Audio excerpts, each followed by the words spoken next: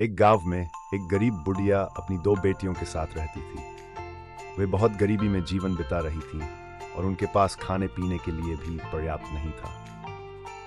एक दिन अचानक उनके आंगन में एक सुनहरी पंखों वाला अद्भुत हंस आकर उतरा। बुढ़िया और उसकी बेटियां उसे देखकर चकित रह गई। हंस ने उनसे कहा, तुम बहुत दुखी हो, मैं तुम्हारी मदद करने आया हूँ। मैं तुम्हें अपने सुनहरे पंख दूंगा जिन्हें बेचकर तुम आराम से रह सकती हो। ये कहकर हंस ने अपनी इच्छा से अपना एक चमकदार सुनहरा पंख निकालकर बुढ़िया को दे दिया और उड़ गया। बुढ़िया ने पंख बाजार में बेचा और उन्हें खूब सारा धन मिला। अब उनका जीवन सुख शांति से कटने लगा।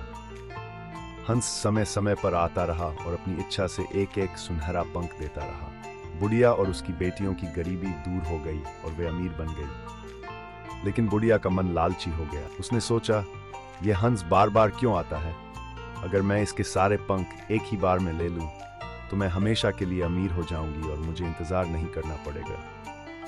उसकी बेटियों ने उसे समझाया कि ऐसा करना गलत है, लेकिन बुढ़िया ने उनकी बात नहीं मानी। अगली बार जब हंस आया तो लालची बुढ़िया ने उसे पकड़ लिया और जबरदस्ती उसके सारे सुनहरे पंख नोच लिए। लेकिन ये क्या, जैसे ही उसने पंख नोचे वे सुनहरे से बदलकर साधारण, रूखे और भद्दे हो गए।